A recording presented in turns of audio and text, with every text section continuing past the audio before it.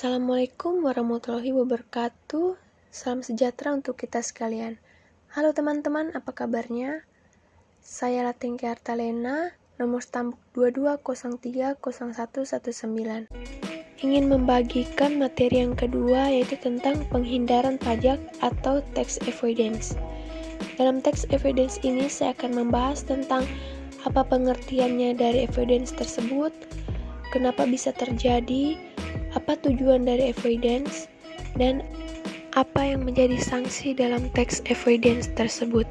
Nah, yang pertama teman-teman mengenai pengertian dari penghindaran pajak atau tax avoidance tersebut adalah suatu pelanggaran dalam perpajakan dengan melakukan skema penghindaran pajak yang bertujuan untuk meringankan beban pajak dengan mencari dan memanfaatkan celah terhadap ketentuan perpajakan di suatu negara. Pada dasarnya, tax avoidance ini mempunyai sifat sah karena tidak melanggar suatu ketentuan perpajakan maupun mempunyai dampak yang cukup merugikan terhadap penerima perpajakan suatu negara, khususnya di Indonesia.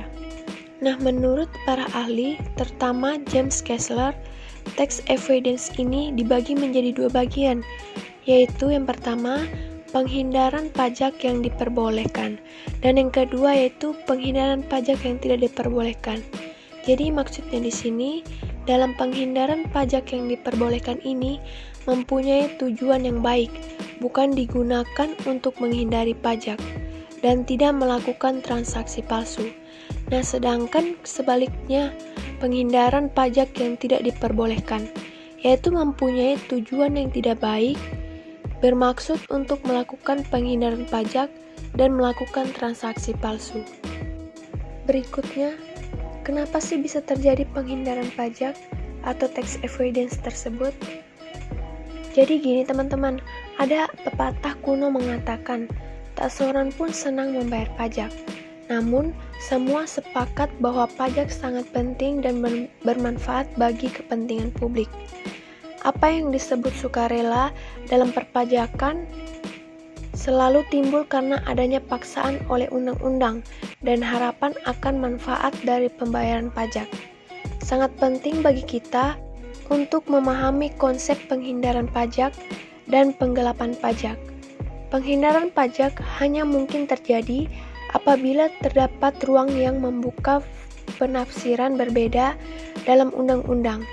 Apa yang menjadi perbedaan mendasar antara penghindaran pajak dan penggelapan pajak? Untuk membedakan kedua hal ini yang secara teknis sangat terkait erat tersebut tidaklah mudah. Namun, kedua hal ini dapat dibedakan meski sulit terpisahkan. Pertama, karena dipengaruhi kompleksitas hukum di negara yang bersangkutan.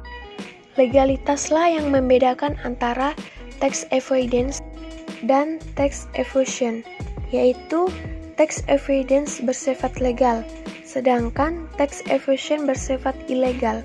Kesimpulannya adalah bahwa yang membedakan suatu skema perencanaan pajak termasuk kategori tax avoidance atau tax evasion adalah legalitasnya.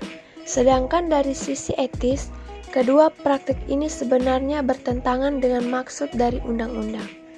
Dalam tax avoidance atau penghindaran pajak pasti memiliki sanksi, terutama pada tax avoidance yaitu berupa bunga, denda, dan kenaikan.